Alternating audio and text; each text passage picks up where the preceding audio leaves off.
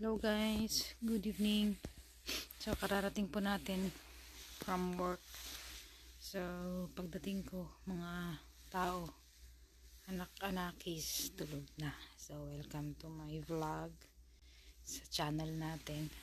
Gabi na guys, pero yung content ko kasi medyo swak ngayong araw na to. So today is March 14. So alam ko pag white day March yun, pero ang alam ko 11. Wala namang napapansin. Mamaya nung umaga may nagbibigay ng mga candy doon sa bus. Anong araw ngayon nagkaganyan? Tapos dati naman kasi nagbibigay yung kasama namin ng candy ng kape, yung kopi ko. So tigdadalawa lang naman. So akala ko normal lang, parang pang ano ng mga bunganga dyan pag inaantok. Tapos mamaya sumakay ulit yung isang kasama namin, nagbigay siya ng yung na na siya na natalian. So tig isa kaming ganito assorted na candy. Anong meron, nagkaganyan sila kasi hindi nila maalala. Sabi ko siguro white day. Ito na yung guys yung sinasabi ko na kapag February 14 kami ang magbibigay ng chocolate sa mga lalaki, sa asawa namin o boyfriend, ganyan. Pero pag March 14 or 11, dati March 11 yata. Ewan ko lang, baka hindi ko natandaan.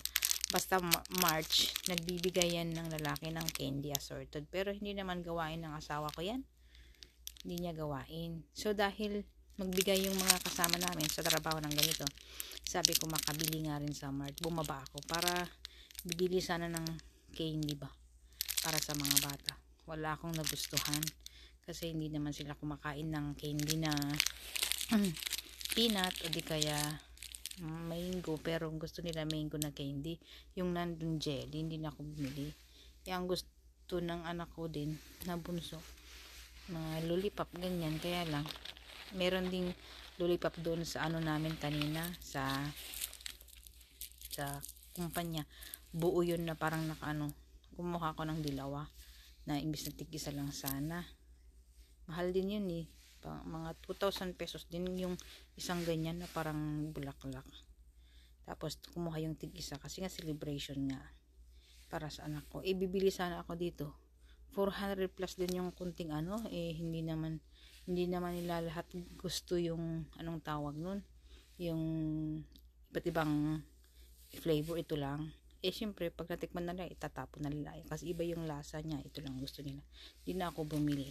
Ngayon dahil candy ang pinag-uusapan dito, inisip ko hindi man sila hindi naman nila type hindi nila inaasam. Ako rin, kaya nagtingin ako kaya kung chocolate para sa kanila lang, siyempre gusto ko meron din para sa akin. Siyempre matanda na tayo, ang maganda sa atin mga tatanda may mga nuts dapat. Kaya bumili na lang din ako ng isang ganyan na chocolate. Chocolate na lang ulit, yan, para masaya lahat. So yan, imbis na white day, bakit sirain mo pa yung ngipin mo ng candy kung merong mas masarap? Di chocolate na lang, di ba? Pero hindi naman ako bumibili dahil hindi naman ako bumili nito dahil white day, kasi bumili rin ako ng isang araw din, naubos na nga eh. Nagbaon pa ako ng hindi ko pa naubos yata. Ngayon naubos ko pala. Ito pala yung binigay nila na candy, dalawa eh. Ito lang na yan. Tapos chocolate na lang binili ko. Tapos mas gusto rin nila yung ganito, yung carrots na parang ginawang dried, tapos ginunguya mo yan, parang bubble gum na siya, hindi mo na mamalayan, ubos na.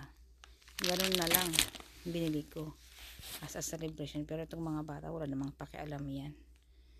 Kung gising pa sana sila, yan, pag sabihin sa nila ang white day, kasi ngayon sabihin ko sana tulog naman na. Kaya in-upload ko na lang guys, kasi nga diba ako nung February 14 ng Happy Valentine's, bumili ako ng Ferrero chocolate kasi nga hindi ko nga maasahan yung asawa ko na magbili ng ganyan. Walang pakialam. Although yung asawa ko, hindi naman siya yung taong madamot. Pagdating sa pera, nagbibigay naman. At hindi ka humihingi pag mayroon siya, nagbibigay. Tapos hindi naman niya pinapakialaman yung sahod ko. Kapag kailangan niya ng pera, hindi siya nang hihingi. Minsan hiram din. Pero pag sabi niyang mag-share ka ng ganito dito sa boiler, sa ganito ganyan, o di kaya wala pa akong sahod, ganyan, nagsasabi naman. Pero hindi siya madamot.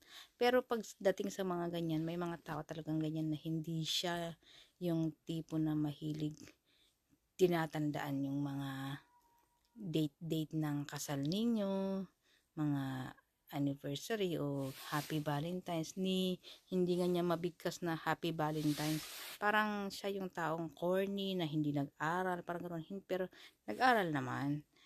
Kaya lang may mga tao talagang gano'n na parang hindi binibigyan ng halaga. Although sa bagay ako, kasi kami igurot din naman kami. O kahit nakapag-aral tayo, dapat inaano yan, pero hindi namin nakagisnan kasi pobre nga tayo, guys. Hindi namin, anong tawag nun, binigyang halaga. Kung may mga pa-flowers, may pa-chocolate, ibili mo na lang ng ulam kasi mahal ang mga ulam at saka mahirap ang buhay-buhay sa atin. Kaya kung may mga may mga boyfriend o whatever,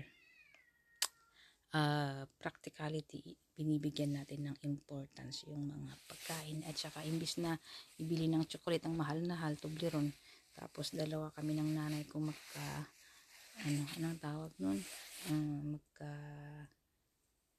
isa-isang bahay, magkasama, ay bili mo lang ng pandesal o gano'n kasi. Pero yung mga talagang Ilocana, yung mga nasanay, importante sa kanila yan, yung mga flowers, yung mga pero ako hindi ko naman masyadong binibigyan ng pansin. Ang binibigyan ko ng pansin kapag may nanliligaw sa akin, yung napapakinabangan ko, yung hindi ko kayang gawin, at least ginagawa niya.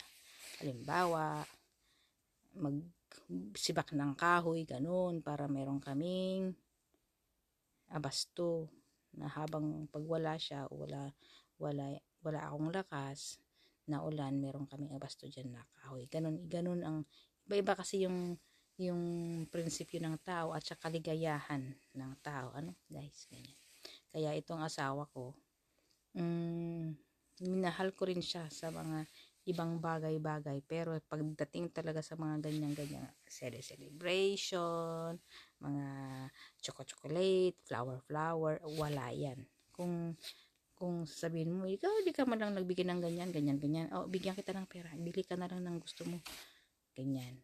Minsan nagbigay siya ng flower, na siya, flower na, gusto mo ng bulaklak, yan, nagbigay siya ng bulaklak, yung buhay, yung alagaan, yan na lang, hindi na yung plastic kasi yan, matatagal daw yan, namatay na rin, syempre. Ewan ko, hindi yata ako makapagbuhay ng bulaklak. Ang dami kong binili dito sa bahay noon na mga bulaklak, iba-ibang kulay. Nagbili pa ako sa internet kasi nga gusto kong maging masaya yung binan ko, kasi hindi nga siya nakakalabas. Gusto niya ng mga bulaklak. Dati nilalabas namin sa labas para makakita ng mga bulaklak. Sabi ko, masiyahan yata to. So habang nanonood ng TV, andun yung mga bulaklak. Pero sabi kasi nang nag-repair ng TV nga rin sa amin din, na sabi niya sa asawa ko, tanggalin nga daw yung mga bulaklak doon sa harap ng TV kasi pag dinalagyan daw ng tubig, dinidiligan, may tendency na yung init ng TV, sinisip-sip yung mga tubig doon sa water, doon sa bulaklak, may tendency na masisira yung TV. Kaya nagbawas ako, at saka bukod nun namatay na rin. Nagkandamatay ang bulaklak namin kapag ganitong winter, kasi nga sa sobrang lamig, pinapainit namin itong bahay, mainit yung sahig sa sobrang init yata, naluluto. Itong ate ko naman, panay din ang buhos ng tubig, minsan imbis na mabuhay, maya pag ganoon mo sa stem niya, na na sa loob, na anong tawag nun, namatay na sa loob. Brown na yung stem niya, nagtubig na, sira na, kaya na over sa tubig. Kaya Kaya naintindihan ko rin yung hipag ko kung bakit halos ang alaga niyang bulaklak sa bahay niya ay paro mga cactus kasi parang kahit hindi mo yun didig-diligan ng isang buwan, ganyan, mabubuhay. So, ayan. So, yan, tungkol sa asawa ko kasi yung sinasabi ko guys hindi mahilig magbigay ng bulaklak. Tanggap ko na yun. Hindi rin siya mabigay ng mga chocolate. Kung sasabihin mo ng ganun. Pero day lang ang inaalala niya dahil sa mga bata. Pagdating sa aming dalawa, yung parang nakukurihan. Pero day, yan nabili. Ibigay niya sa mga bata yung November 11, 11 pero day. Parang biscuit na pahaba na may chocolate na ano. Yun. Pero hindi rin masarap yun para sa akin. Pero yun, pero minsan pag nagtatrabaho ka ng kumpanya, nagbibigay yung mga kumpanya o kaya mga kakilala, ganyan. Kaya minsan naaalala tulad nito, imbis na hindi namin alala na may nakaalala, nagbigay ng candy. Simpleng katuwaan pero it means a lot kasi assorted siya tapos kung ilan kami sa bus, binigyan niya talaga kami ng tig-isa. Wala siya kasing asawa. By boyfriend, wala pang anak. Di pa sila kinasal. Yan. So, para sa amin, chocolate na lang. Ganito sa Korea.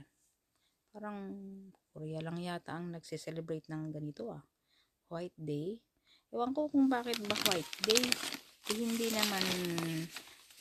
naman white ang paligid.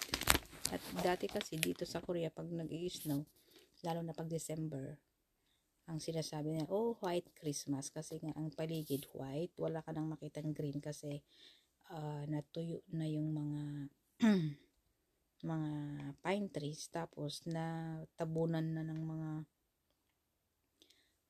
snow, kaya white day, white Christmas.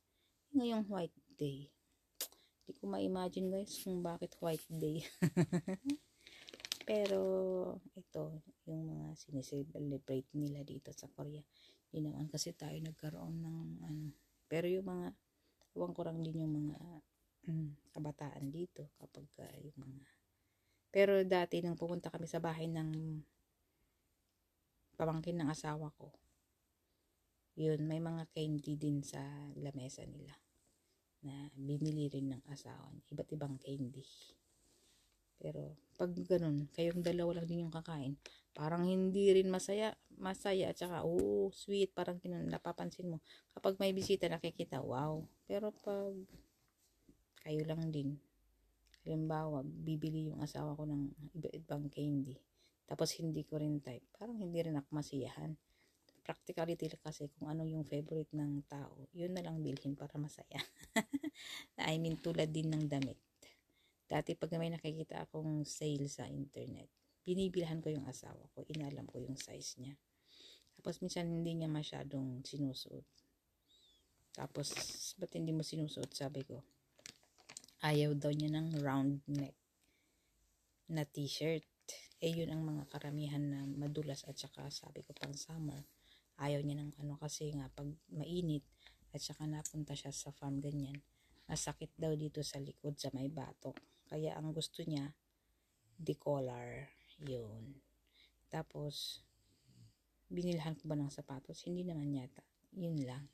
Tapos sabi niya, nung katagalan na, huwag mo na nga akong bilhan ng mga gamit kasi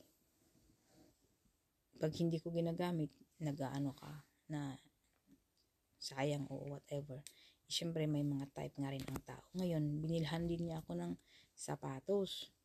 Hindi ko rin ginagamit. Sabi ko, ayoko yan. Ayoko yung style. Ayoko yung kulay. Nasaktan din siya. Sabi niya, ipamigay mo na lang sa mga kaibigan mo. Mura kasi kaya binili ko. Pang walking lang din sana. Sabi ko, mataas din at saka parang hindi ko nga type.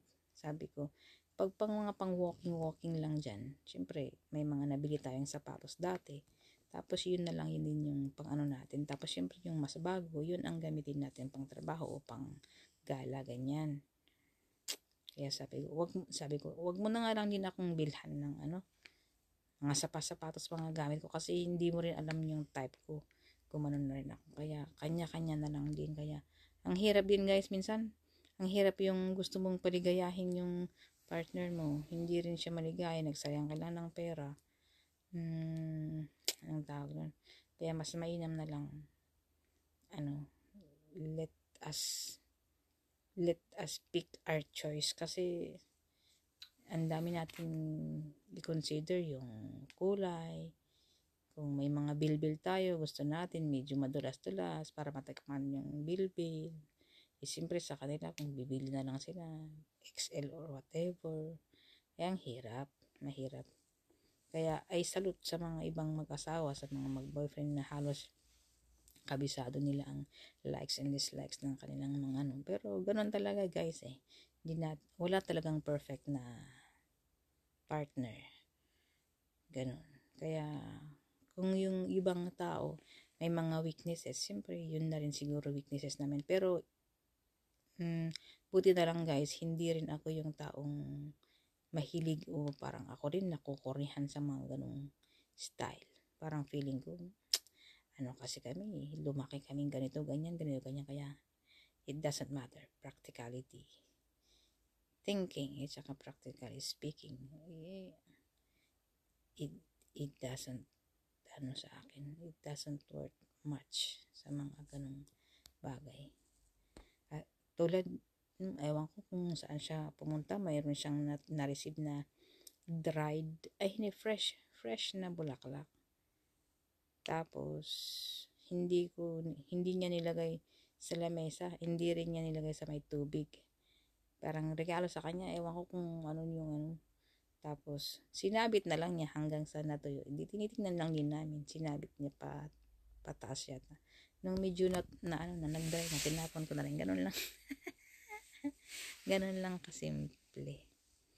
Tapos, may nagbigay din sa akin ng bulaklak dati na kasamahan ko sa trabaho. Binili niya. Pero ginagawa yun na parang dry na siya.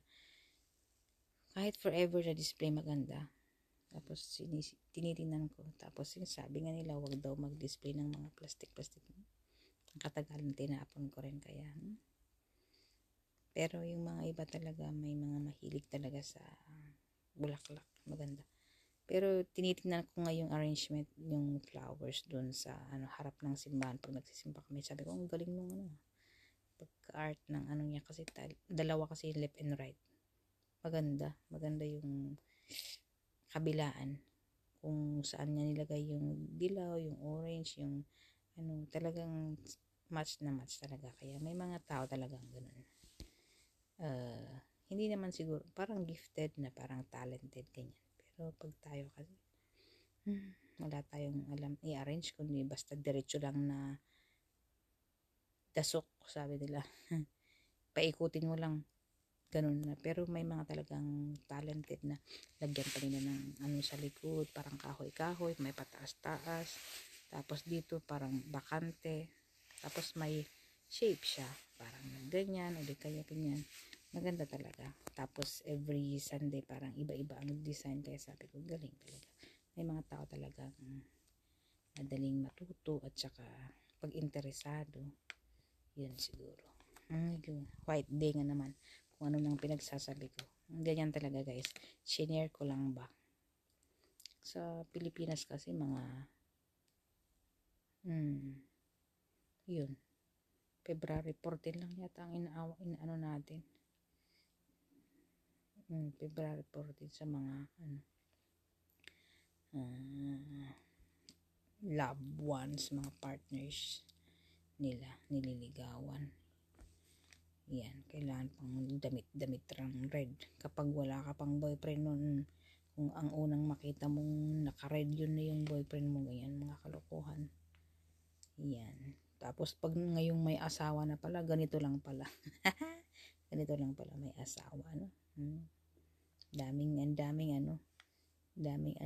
tapos pag mag-asawa na pala cut, yung cut sa na end, wala nang saya yung remind. Wala, anong tawag nun? Enough is enough. Kaya, yung mga, anong tawag nun? Dalaginding mga binata pa, minsan naintindihan din natin kasi it's their moment. Yun yung moment kasi nila. Hindi tulad sa atin, nag-asawa na tayo, matanda na tayo, tapos ano mo, walang ganun. Hindi natin na hindi natin nabigyang halaga, hindi natin na-experience. Anyway, that's life. Let the others experience and be happy. Iba rin yung naging kaligayahan natin.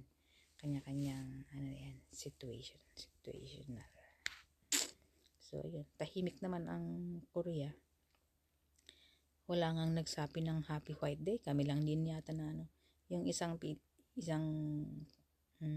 Vietnam doon sa harap ng lollipop na medyo nagpaka-flower. Sabi niya, picturean mo nga ako ate. Yan, picturean ko siya. Yung isa naman nagbitbit siya ng nakalagay sa bote na candy. Yun yung pinicturean ko nung umaga. Ano siya? Parang candy na parang bato. Green na may kulay. Magandang tingnan. Maganda tuloy display. Parang ayaw mong kainin. Ewan ko kung sino nagbibigay. Iyon. So, yan lang guys. Ang sabi ko for White Day. Hindi na yung asawa ko. Yubusat ang saso. Tinatanong ko kung bumili ng candy. White Day ni ka. Oh, sabi ko bumili ka ng candy. Sabi ko, bakit kailangan bumili? Ay, pag matanda na talaga. Wala na. Buti na lang bumili ako. For myself and for the kids. Ayan. Killjoy talaga. Ay, pero hindi naman ibig sabihin guys na pag mga walang ganun, wala ka ng halaga. Ramdam mo pa rin naman ang pagmamahal, concern, ganyan.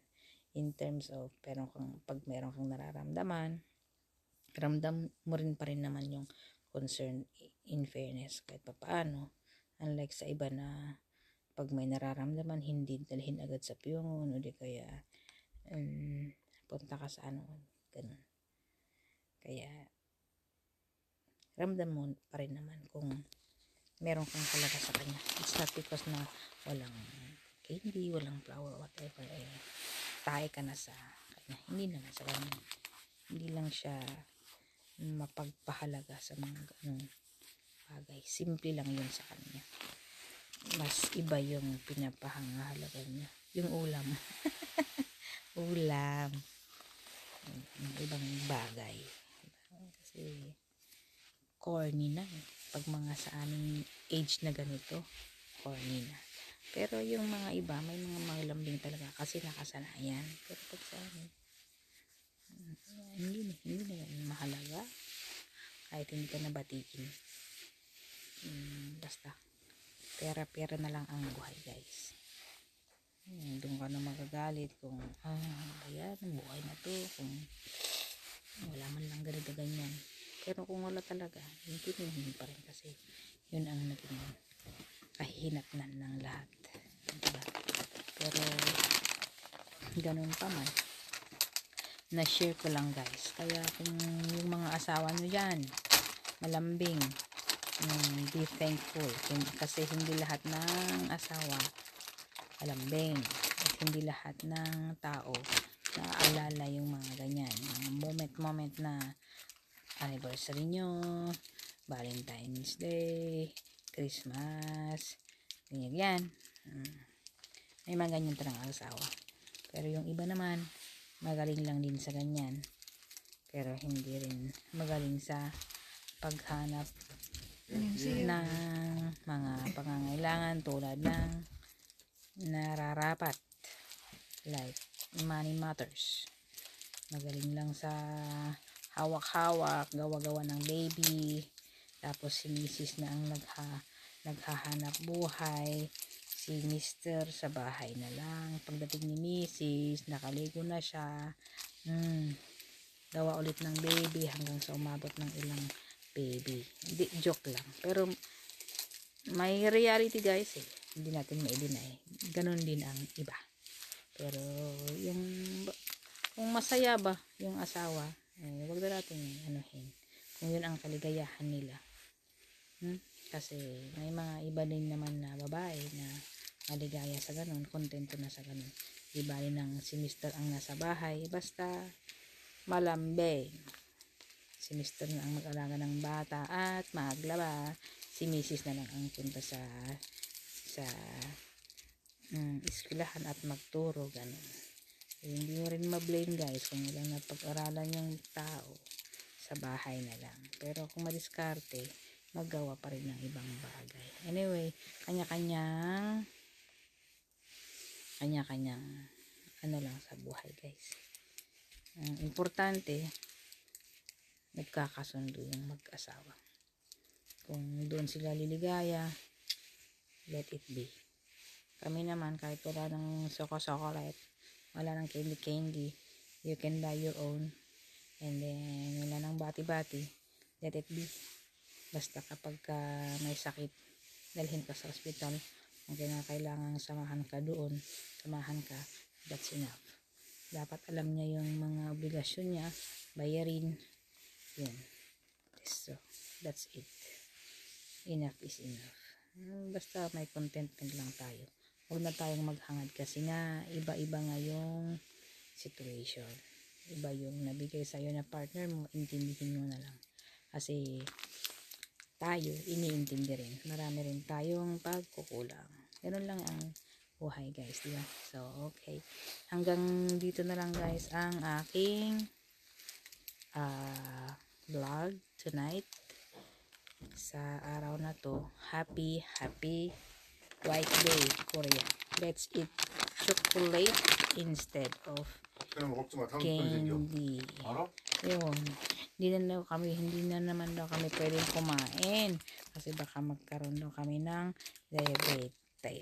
diabetes. Ay, Diyos ko Lord. Okay.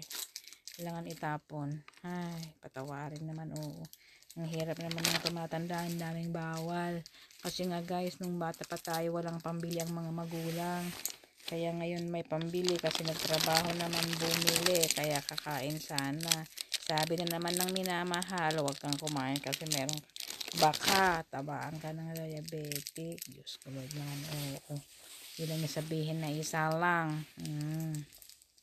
Anyway guys, andyan na yan. Wala na yung mga itapon mo. Kainin pa rin. Sana na lang huwag tayong matamaan ng sakit. It's already 10:20, time to sleep. Okay, good night guys. Hanggang dito na lang. And then, God bless you. Wishing you all the best day and sweet dreams. Bye.